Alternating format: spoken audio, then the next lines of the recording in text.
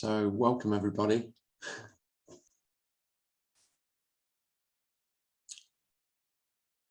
Lovely to see you.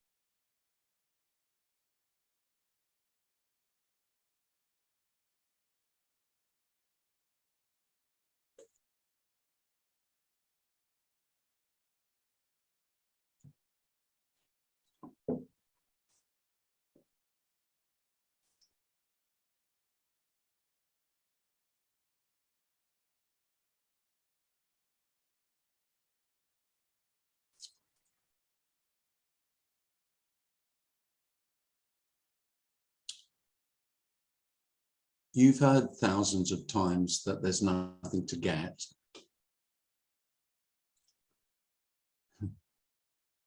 That's really not what's being said.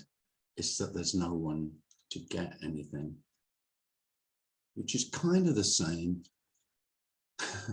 Might seem like splitting hairs, but of course, in the story, there's no limit to what you might get. But it's all just a story. There is no one who actually gets anything. And if liberation means anything, which it doesn't, but if it did mean anything, then it's that there is no one to get or to lose anything.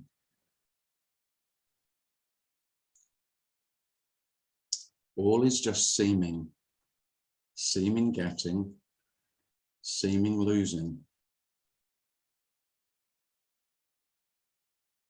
seeming growth, seeming decline, decay.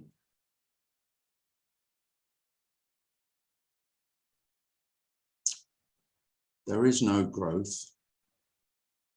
There is no becoming. There is no attainment. And yet, of course, life still appears to be getting and losing, gain and loss. This isn't a denial of how life seems to be. All that I seem motivated to speak about is that everything is just as it seems to be. And there isn't anything else other than that.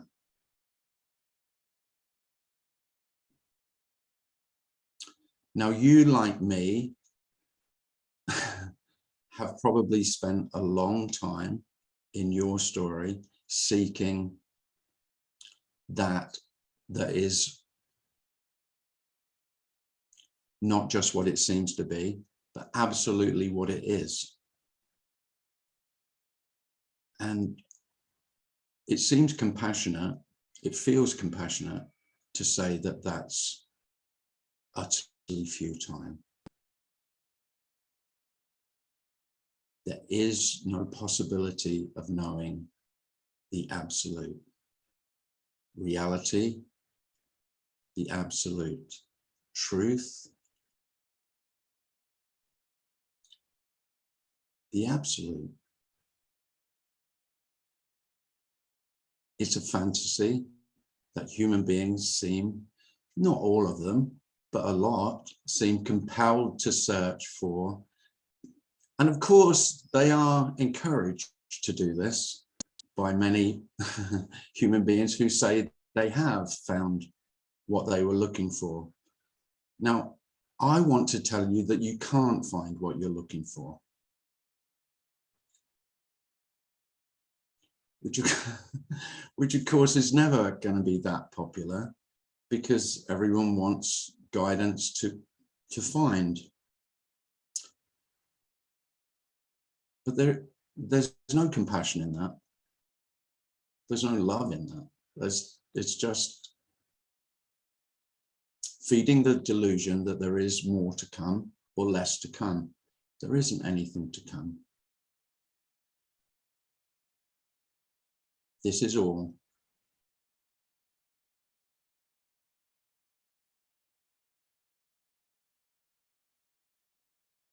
You simply desire more or less.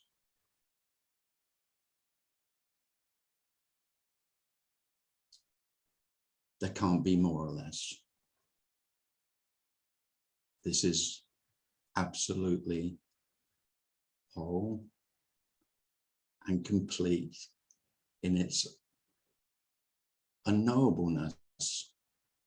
You don't find anything. And wonder of wonders, the finding that there is nothing to find is, you can't say what it is the peace that passes all understanding. It makes no sense. You haven't attained anything, you haven't gained anything, you haven't lost anything. And in that is the peace. A peace regardless of how life is appearing.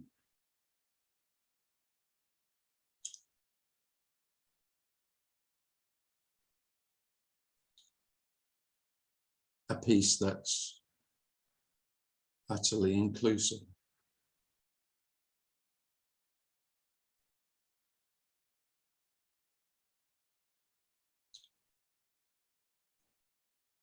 And one of the reasons I say it's not what you're looking for is because you're always looking for something else. If you're looking for, immediately there's an assumption, a presumption that it's not present. Well, there is only what's present. And so there is no possibility of finding that which isn't.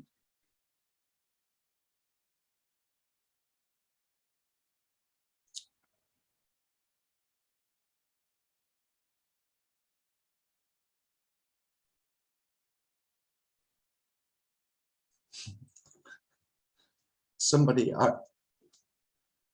wrote a post on Facebook this week, and I put at the end, the peace that passes all understanding. And I can't remember who made the comment, but he said, I've lost count of how many different posts you've made. And you've said how many different things you've said are the peace that passes all understanding, which I had to concede. He was right. And it just made me laugh. But for me, the word peace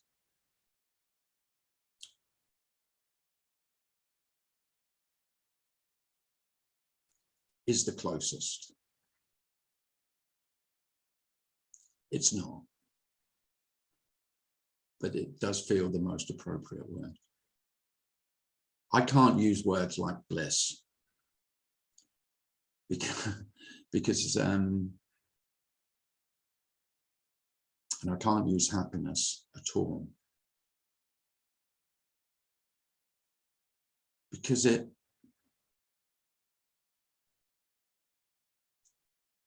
just makes sorrow and sadness wrong. And there is so much love and peace in sadness that self is afraid of, but really there's nothing to fear.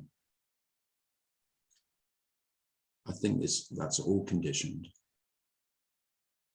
that we're taught that happiness means success and sadness means failure.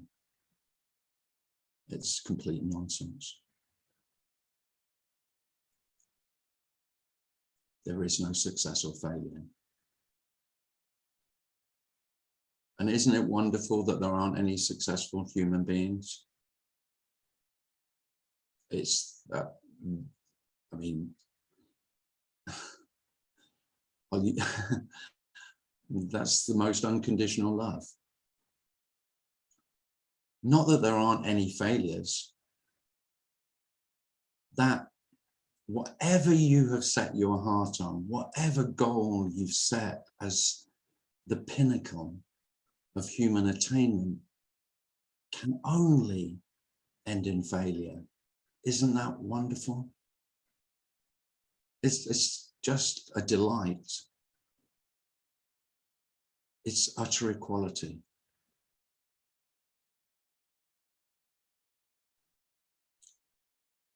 So if you see all human beings as beautifully fucked up failures, then that feels like unconditional love in a way that is unimaginable when you still have dreams of attaining enlightenment or awakening or liberation or any other shit that you've dreamt of.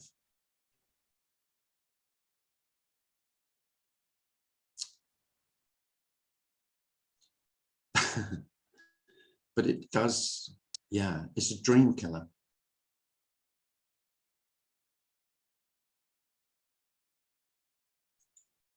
Because even if dreams still appear,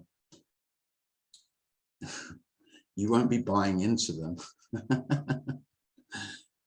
There won't be anyone to invest in them. You know the investment you make in dreams, in fantasy, in hope.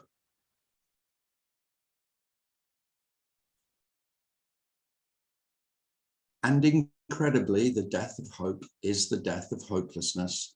Life, if there is no possibility of hope, there's no possibility of hopeless either.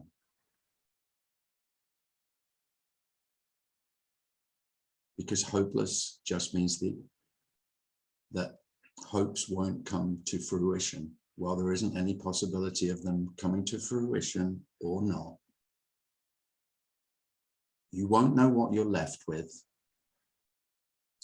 It may well feel like nothing,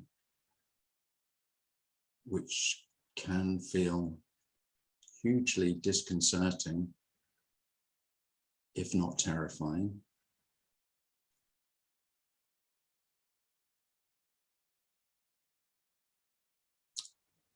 But really, the feeling like you have nothing or you are nothing is no loss at all. The loss of an illusion is no loss.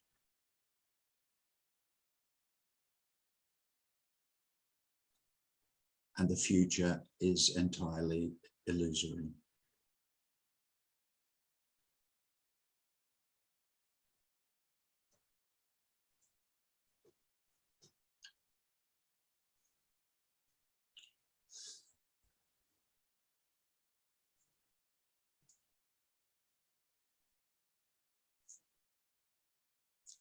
Cheers.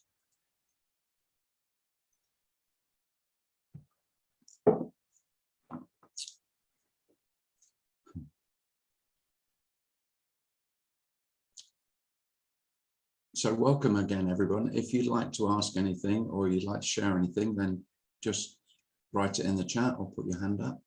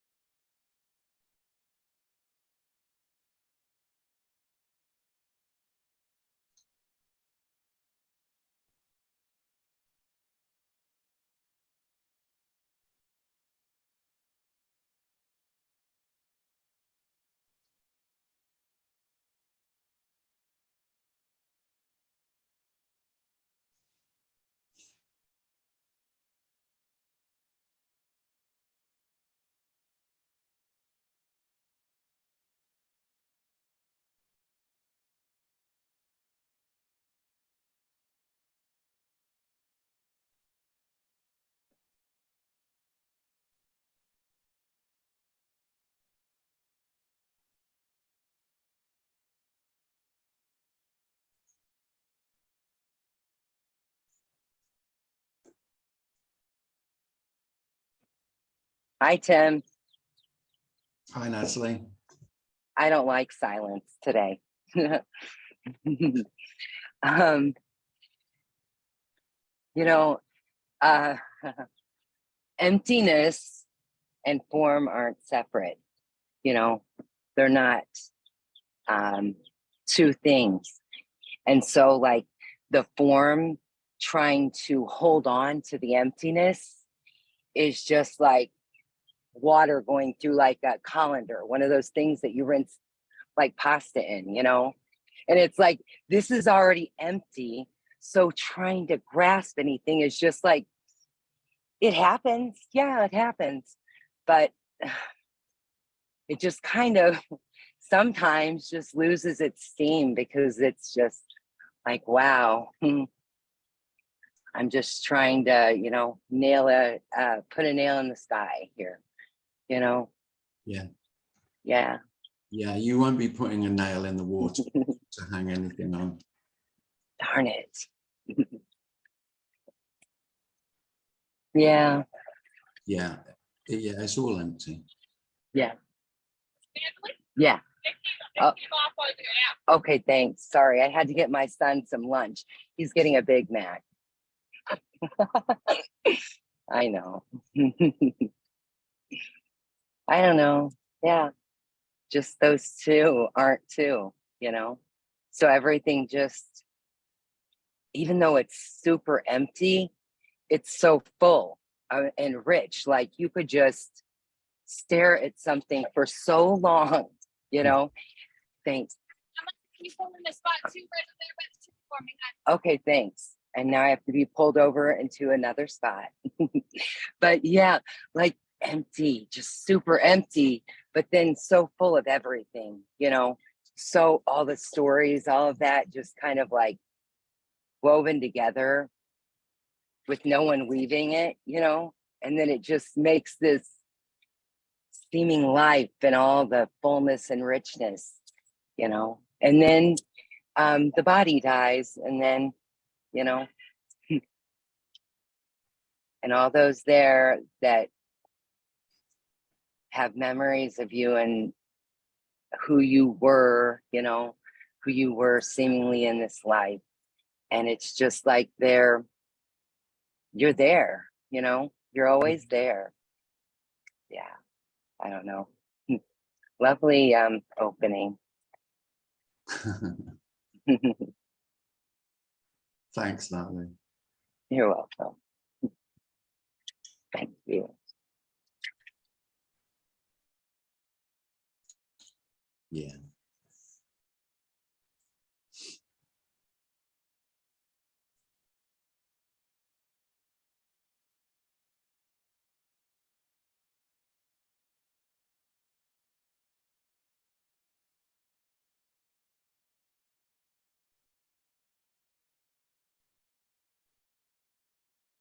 Yeah, it will never make sense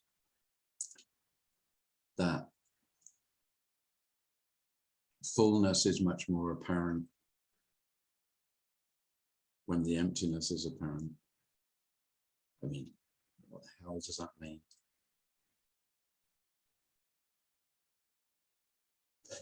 But yeah, I'd still say yes.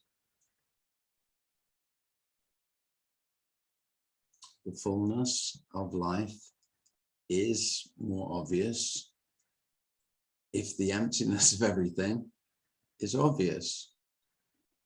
Now, there's paradox, but that takes the biscuit, really.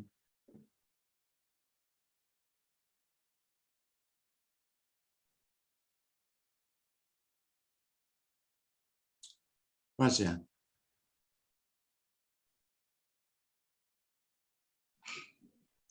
Like for me, it's this death thing is something like I think about, you know, because I mean, we are this form and this duality, this me, thou kind of a thing that exists. And what I find is people are so afraid of death. You know, like death is something. I mean, like to me, it's just life. That is life, you know. I mean, just like there is life, there is death. You know, it has to happen. It's a part of what is happening. But it's the fear of death. And then I realized that people are afraid because of all of the things that they are conditioned into believing, you know, that there is such a thing as heaven and hell. There is karma, there is a day of judgment, all these things like sort of like make people fear, put more fear into people about death itself, you know.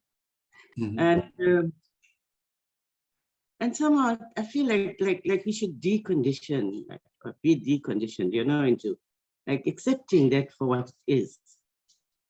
But still, like for me, like I lost my husband, and for the first time in my life, like when I used to go to funerals, I would feel, hey, why people are crying, you know? I mean, this person is dead, he's going to be good.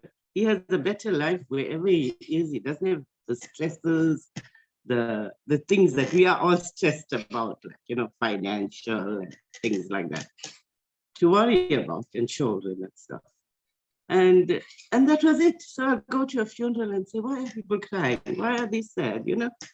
And then when I had this kind of, how to say it, like shift, then I would go and then I would feel their sadness, you know, that they had lost someone dear to them and stuff like that.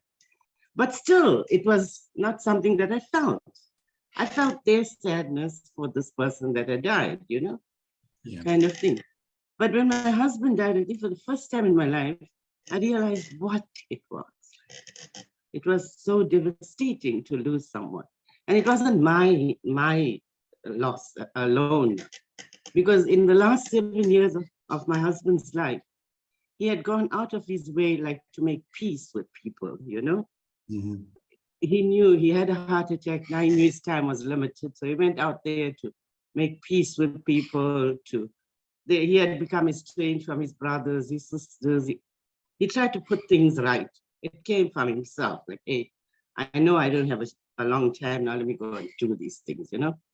So when he died, people like felt it, you know, because now he was like bonded with all of them. And I felt all that, you know, that sadness, that pain of losing him. And for the first time in my life, I actually felt how sad it was to lose someone that you truly cared about. And then I know, like, when he died, like, they told me, like, I must come to hospital. It was during COVID, so they were not allowing visitors, you know, into the hospital. But they asked me to come. And I went there, and I don't know how they allowed me. It was some like miracle or something, but they said, you can go. So I went there fully masked, standing there watching him. Like, and I had this feeling, hey, I must not touch him, you know? And I don't know why, like, because normally when you go to a funeral, you want to touch the person and console them. But I had this feeling, hey, I must not touch him. I must just stand and watch it. So I phoned my children, and they all said how much they spoke to the dad and told him they loved him and stuff like that. And then it was just like he was going to die. At that particular time, I moved away, you know? I don't know, I moved to his feet. I don't know, it was like just an instinctive thing. And then he took his last breath, and then he died. And all I remember, like, I was screaming out there, you know, I love you, Poncho, I love you. That was all. And that, you know, that came through. And yeah, then I'm just thinking, like, how, when you face a situation like that, for the first time, you can feel this. Now, like when people talk to me and they say, I lost someone, you know, that I love, I can relate to that. And before that, I couldn't. And still, I feel like that is not such a bad thing, you know? I mean, like twice in my life, I almost died. And at that particular moment, I felt this lightness, you know, like that I was so at peace. that peace that passes understanding that you talk about. I Mhm. felt that. Like I was there drowning in this ocean and I could feel that peace. It wasn't like I was struggling now and saying I don't want to die and stuff, you know? Yeah. It was just this peace that overcame me and I just accepted it. Like this is it. Like, this is how I'm gonna die. So yeah, so that's about it. You said share something. So Oh, thanks, Reginald.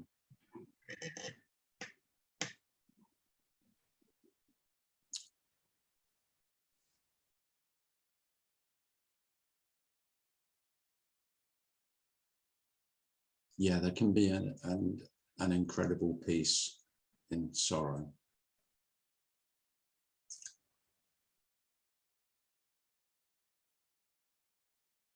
This isn't in any way, it gets accused of it, the speaking about this. You can be accused of kind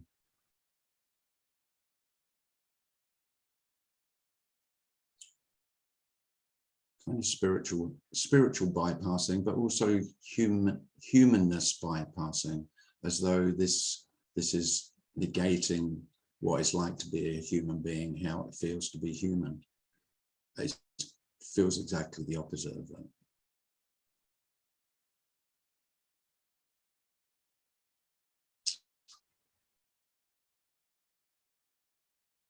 It feels like I was the protection against fully feeling, being human.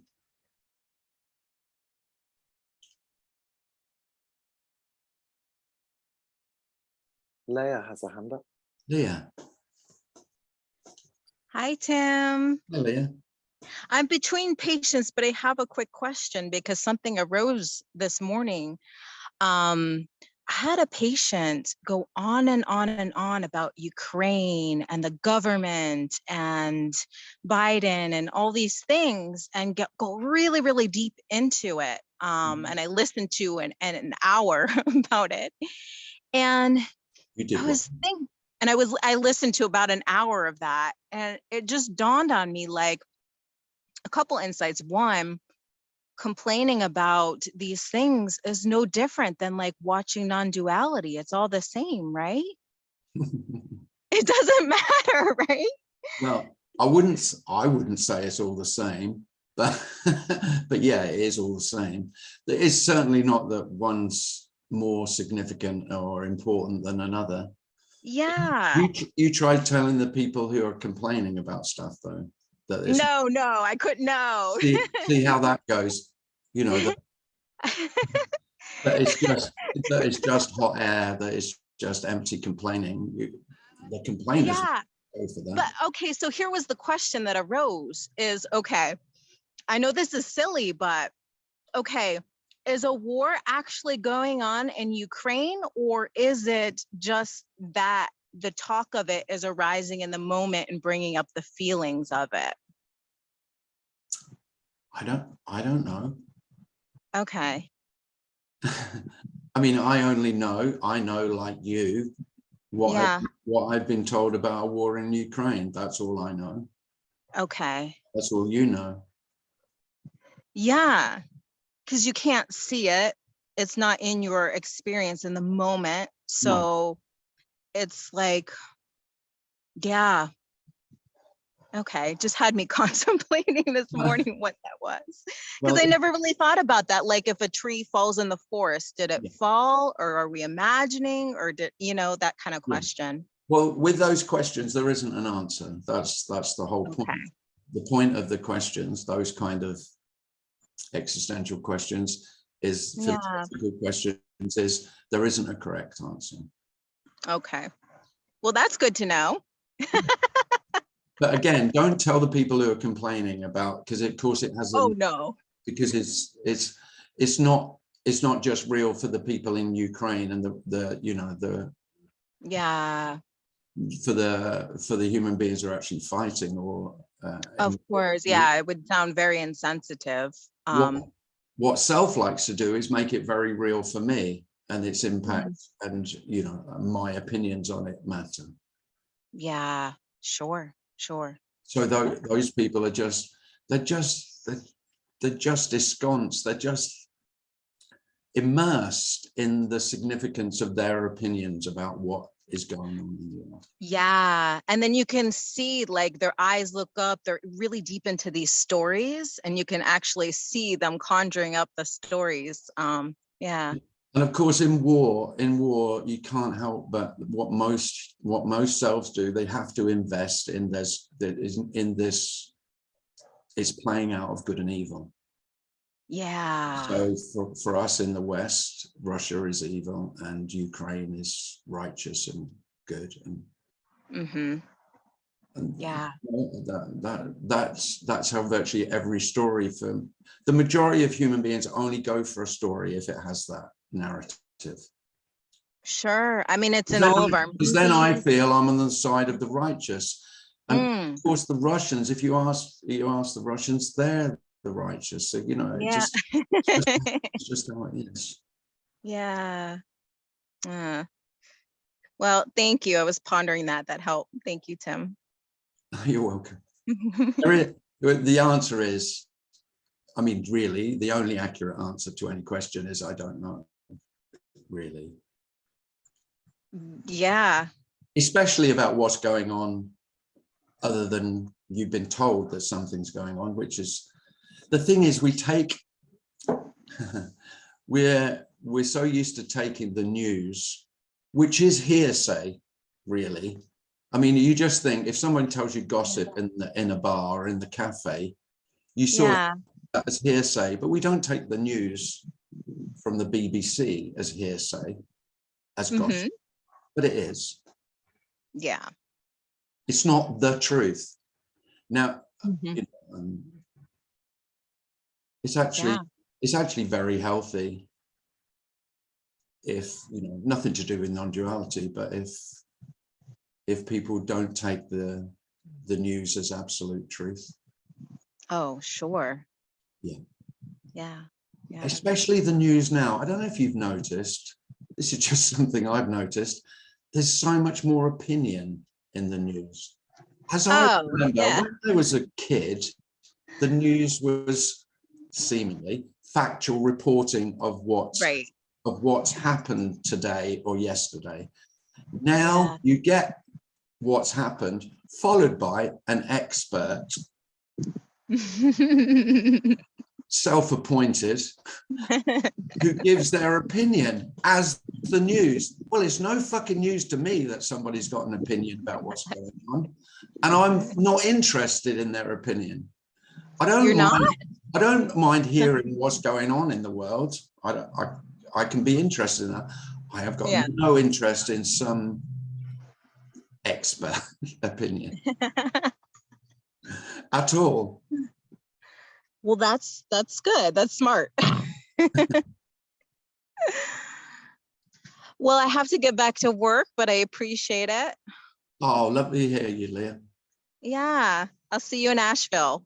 Oh, lovely. Great.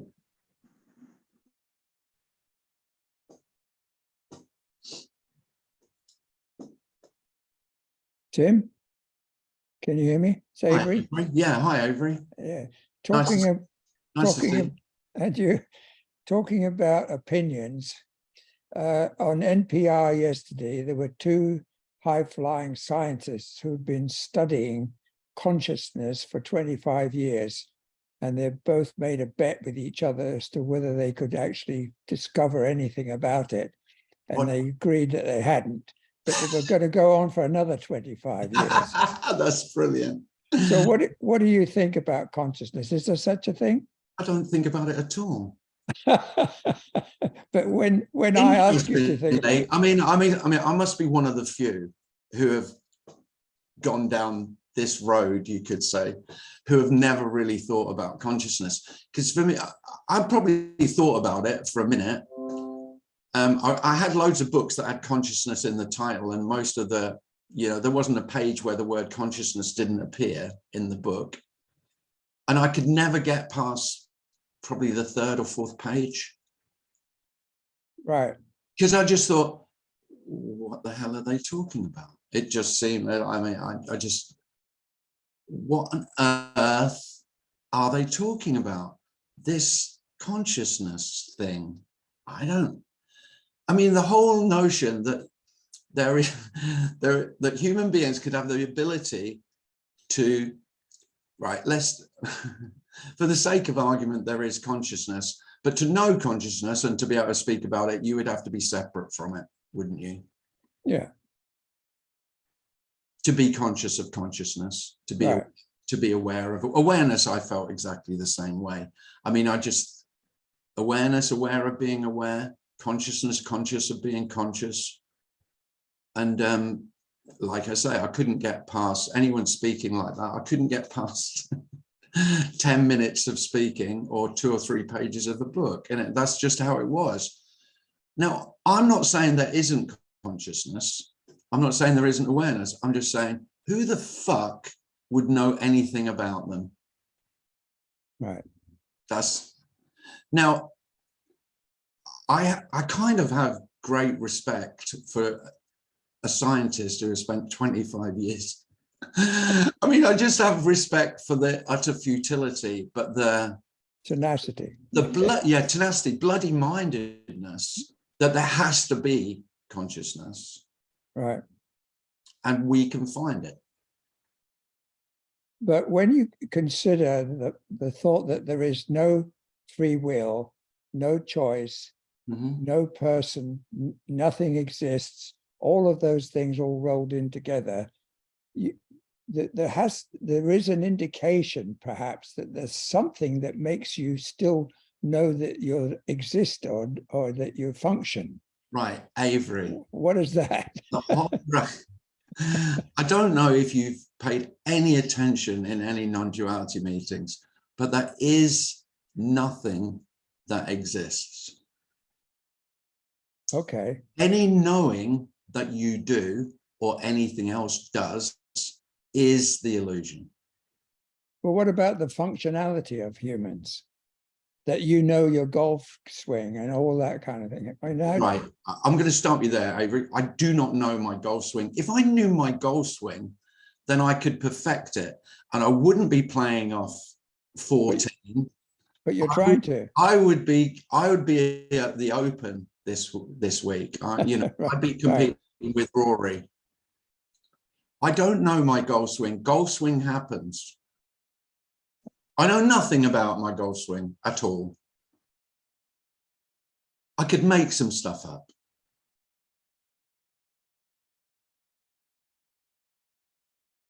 That's all.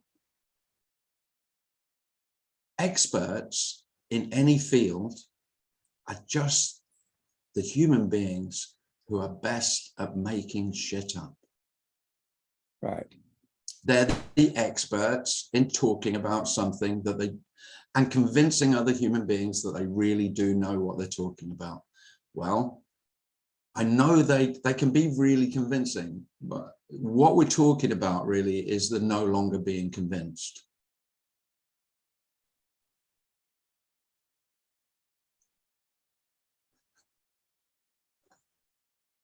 But you didn't quite say it, Avery, but you were just on the verge when you were describing, where you were asking a question.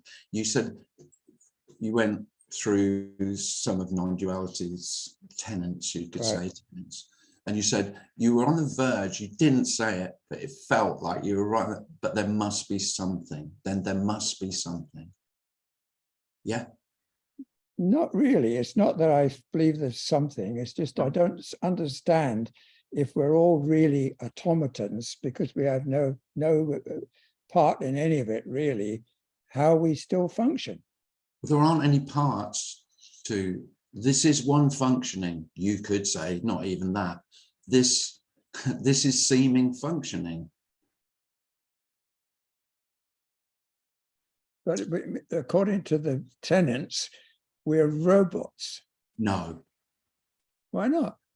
We're not having anything to do with anything. No, for robots is a ridiculous analogy. I hate that. I hate the computer analogy. I hate the robot analogy. It's all bullshit. They're things that human beings have made. That's nothing to do with what we're speaking about. No, I don't mean This really isn't robots. robotic, and the functioning it suggests that, you know, that everything is. It's a bit like the analogy of so everything is like predestination, preordination. Right. Everything is preordained, predestined. Everything will be as it will be. No, not at all. There isn't anything predestined. That would have to be some clever God would have to be, you know, he's got it all in the can already. He's planned it all. There's no sense of any of that. But you wouldn't know anyway if it was or not. No. So you can't say that there isn't any predestination. You Well, don't know. The beauty, Avery, is, of course, I can say it. You do say it. And it means fuck all. That's the wonder. So what you're waiting for is you're still looking that there are human beings who do know the answer. And all all I want to tell, or there is a possibility of an answer even. And all I want to say, which is the only freedom, is of course there isn't an answer. And that is the only freedom. Right. This is unanswerable, of course. And in that, any answer will do.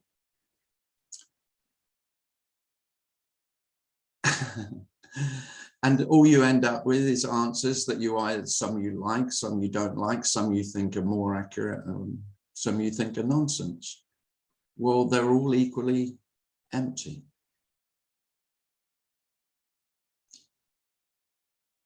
If I thought there was an answer, Avery, I'd be telling you what it was. Right.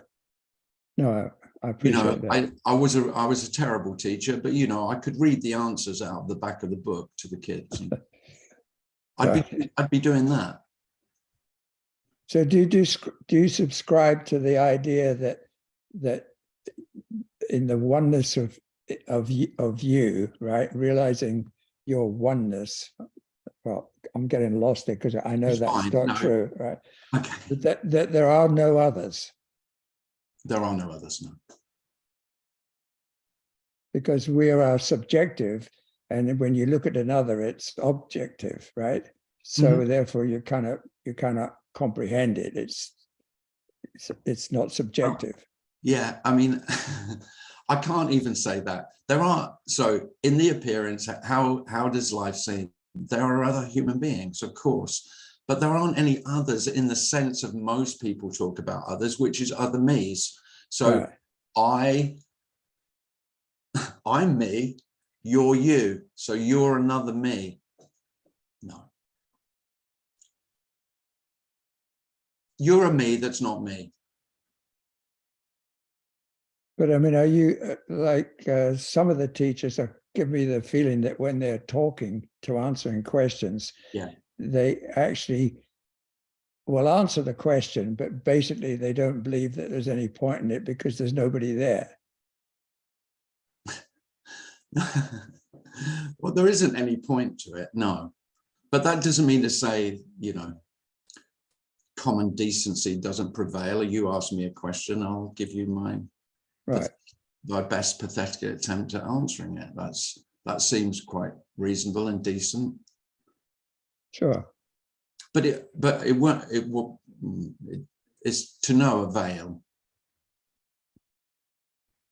But considering it through your eyes and how I'd like mine to be, everything is totally empty wherever you look at it, every single thing.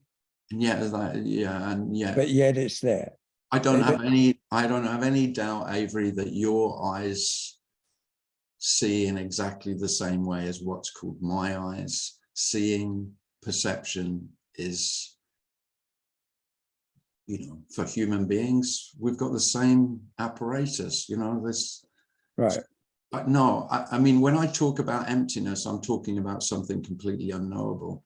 I don't see emptiness. Right. Anyone who says they see emptiness, they don't. You only see fullness. The fullness is the emptiness. Right. Everything is empty. So when I say emptiness, all I'm referring to is perception. Seeing is exactly as it always seems to have been. Sure. But the emptiness You don't give it any value. No, there is a sense of the emptiness, but you can't see it because it's empty. Right. All you see is the fullness, which is empty. Right. I got it. That's not fucking helpful, I know. No, I understand that. One of the things that I kind of a breakthrough recently about was often, especially Tony says so and so and so and so, apparently.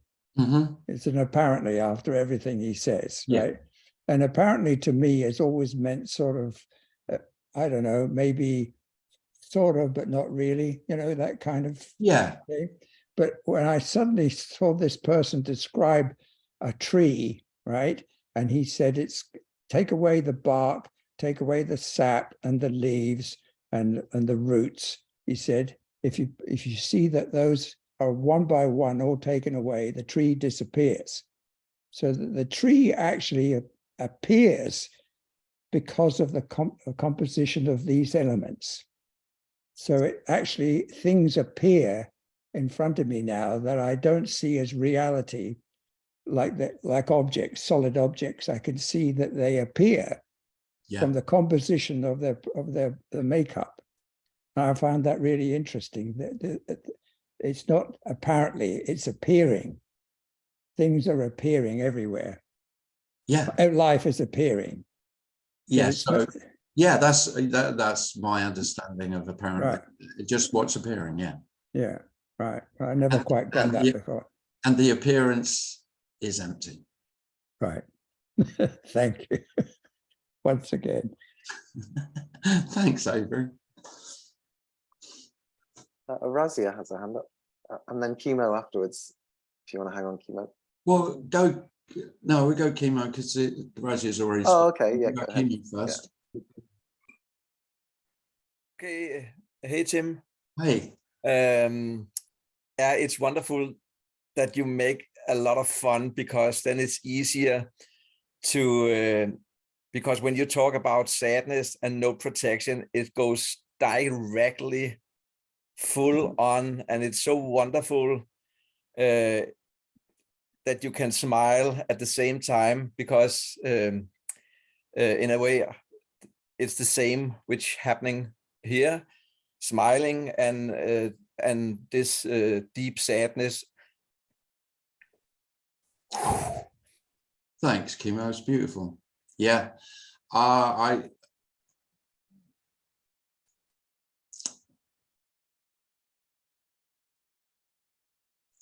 One of the reasons I always say this is not what you want. You don't want to, self is trying to avoid tears, and you've spent most of your life trying to not cry. Well, without without the one who is afraid of crying, there'll be a lot more tears. Exactly. Thanks, Chemo. That's lovely. Thank you, Tim. And most of the tears, quite often you have no idea. Mostly I have no idea what the tears are at all. But then probably when there is some sense of what the sadness is, I'm crying for me. And how hard I tried. And then I can't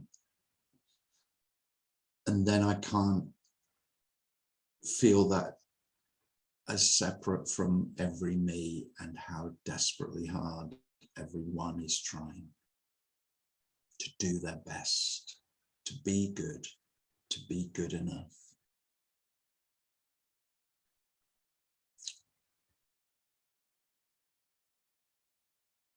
So there's a paradox.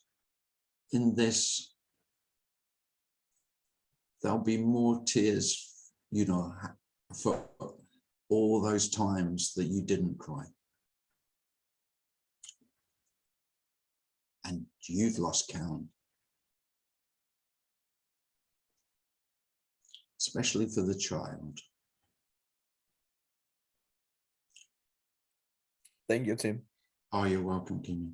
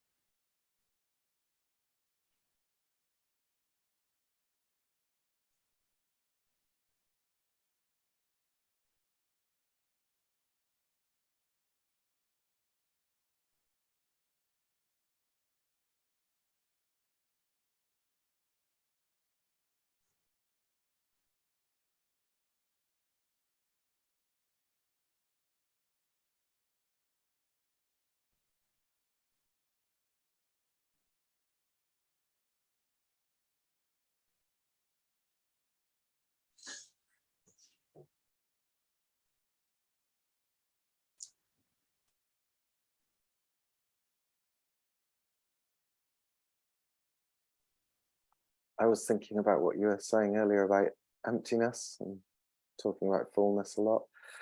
And I was thinking how this is full of fullness and full of emptiness. But it seemed like when it was only full of fullness, it felt kind of half empty, like empty of the emptiness. I know that sounds like babble, but you know what I mean. Of course, it's babble. It's great babble. Yeah, yeah, Yeah. Mm. Yeah. If the the fullness is much more full Mm. with the emptiness. It's sort of like, well, you've missed half. You're missing Yeah. half of what the hell's going on, which Yeah. is nothing. But the nothing makes it more full. It Yeah. makes, I mean, it's Makes no sense. going to make no sense whatsoever. But yeah. David's got his hand up. Hi, Tim. Hi, David. Hi. Yeah, I mean, yeah, it's all great to be part of the radical non-dual set. But, I just can't see how we've moved a millimeter from form as emptiness, emptiness as form. Well, that What's was that too? Oh, by the way, that's just coming back to what Darren was saying. I believe, I could be wrong, that's just the start of it, although it's enough. I mean, it doesn't get any pithier than that. Form is emptiness, emptiness is form. Form is no other than emptiness, emptiness is no other than form. Just maybe I think what Darren was saying there. Yeah. I mean, it's what we've been doing for the last few thousand years. Not a lot, really, in terms of moving that forward in any way. Well, there's nowhere to move that forward, is There's there? no, I mean, it's... No, that'll do. Yeah, absolutely. I just like saying it in as many different ways as you possibly Of course. No, I mean... you know, only because I like the sound of my own voice. And but yeah, that'll do. I mean, as words go, and we know they're not very good, but it doesn't get much better, really, does it? No, you can't. You're not going to really improve on that, other than just make it slightly more poetic. Yeah, try that. Yeah, you know, I think the problem arises. The problem arises, I suppose, but it doesn't really. There's no problems arise after that. None. It's impossible for there to be a problem after that. Mhm. But it's the notion of that this is somehow attainable. Blah blah blah blah blah blah. But that form is emptiness. Emptiness is form as well. There's no escaping it. No, Whether you're telling people to attain it or not, actually, no, doesn't matter shit. No, that doesn't matter a shit. Well, if it's unattainable, it doesn't matter, and then it doesn't matter whether you say you can attain it or not, does it? But just what Darren was saying reminded me of the second part of that, which is not often quoted, I don't think. But Is this Heart Sutra? it is, yeah, as far as I know. But I was always, it's that sort of drew me into this whole thing from the start, really. I just couldn't, and for me, it's not really been bettered. I mean, it hasn't helped me in any way. But in terms of nailing the jelly to the wall, it's, well, there's another one there's another great one, I think, which which apparently Buddha again, unfortunately, or Buddhism, but I manifested in a dreamlike way to dreamlike beings and gave a dreamlike dharma, they call it, don't they, teaching. But in reality, I never came and never taught. And that tickled me a lot, actually. It's the same thing again, but it's brilliant. I mean, even if it's made up, it's great. Yes, good. That's all. That's all. That's me done. Thanks, David. Thank you. Thanks. Nice. Michael Markham. Go ahead, Michael. Hi, Michael. Hi, Tim. When you said you didn't know what to say this morning, I'm always delighted in what comes out after that. I was trying to think of something that your talks remind me of. It's like a Mozart piano concerto. So certain notes are hit and then it kind of flows along into a musical feeling here, remembrances and insights and over the years, windows opening, and it's quite beautiful, really. I love Mozart. I love the delicacy of his his genius. But your talk, particularly this morning, reminded me of that, and I thank you for that. You're muted, Tim. How are you muted? Can't see that. No, you're not muted. It's not showing you're muted. Maybe he's speechless. What is Oh, that? I'm not muted. I wonder. I'm going to mute you and then maybe try unmuting yourself when I do that. See what happens.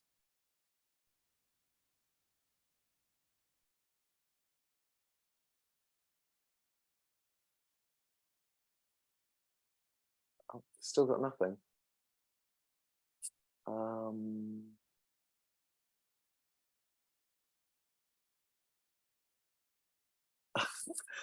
I wonder if the microphone is on your camera. You know, have you got an external camera?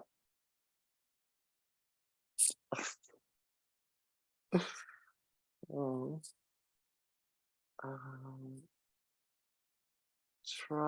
You could pop out and come back in, log out and come back in again.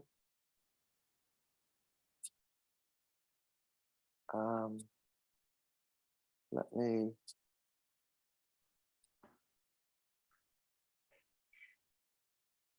see what I can do.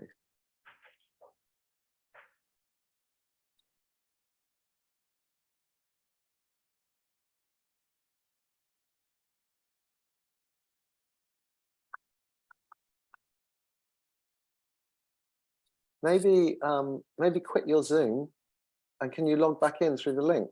Just come back again. Yeah, try that.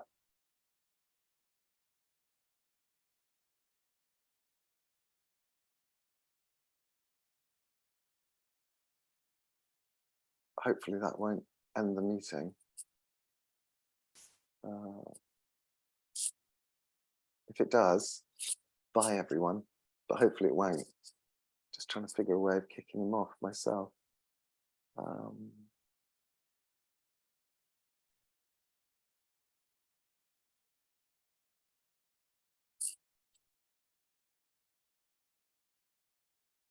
Got a pen and paper?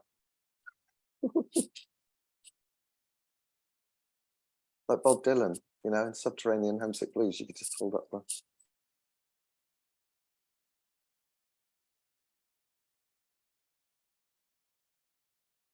I can't figure a way of kicking you off, Tim. I think you might have to just sort of leave and then come back. I'm not sure where the leave is.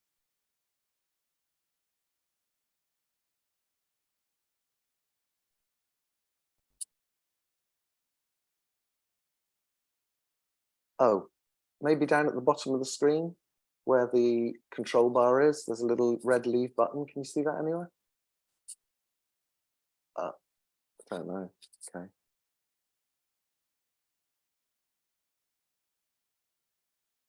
Lovely meeting, Tim. Ah, there we go. He's done it. Okay, so he'll be back in a sec. I don't know what he did there. It might just be a little Zoom glitch.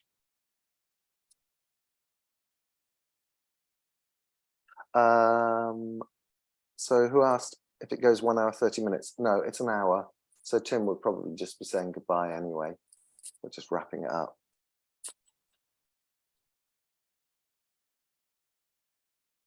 Let's see if he manages to get back on.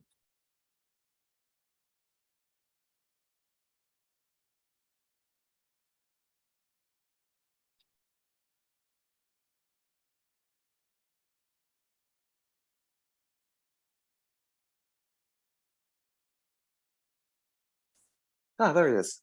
Let me just, okay, so now I'll ask to unmute, okay? Try now. Am I back? Yay. I have no idea what that was. Fucking technical things. Well, I'm back, I guess, just to say goodbye. Unless anyone's got something else they'd like to ask.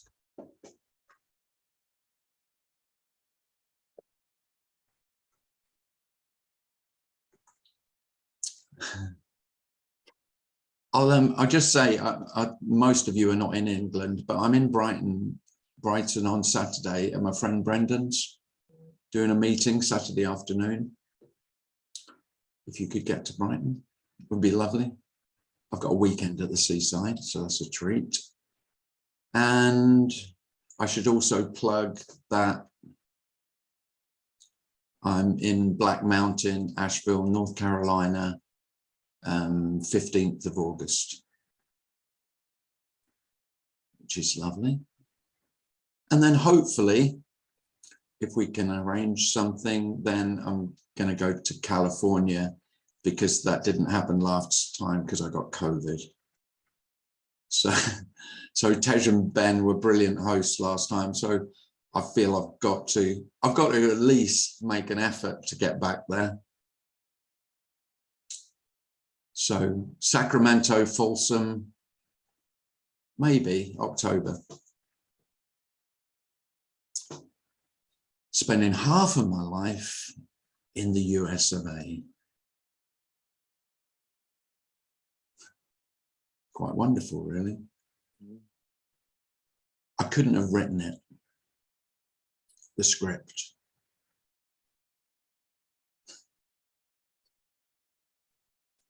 Do you not have a sense of that? I have a sense that you can't make this stuff up. It's just, like you said, you can't make it up. It's just so... You can't make this shit up. You know, when they say life is more surreal than, you know, reality more surreal than fantasy. Oh yeah, even this, you know, stories. It's all stories, all beautiful stories. All beautiful stories. There's so much less concern about a story than there is real life. Your real life is the problem, isn't it? Especially trying to make it work, whatever the fuck that would look like.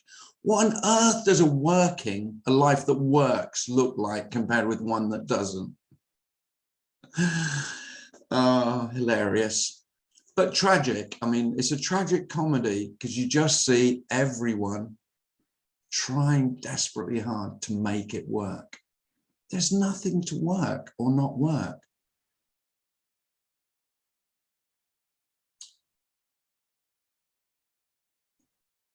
Well, thank you everyone for coming. Real pleasure to see you all. And I did forget this week to put the Zoom link on my website. So I'll try not, I'll only put it on an hour before the meeting. I'll try not to make that error this week. So hopefully see you again next Thursday. Thanks, Tim. A great Thanks, Tim. meeting. Great to see you all. Thank you. Thanks. Thank you, Tim. See you, Tim. See you. Take care. Thanks, Tim. Thanks, Tim. Oh, you're welcome. Thank you. Bye, Tim. Bye.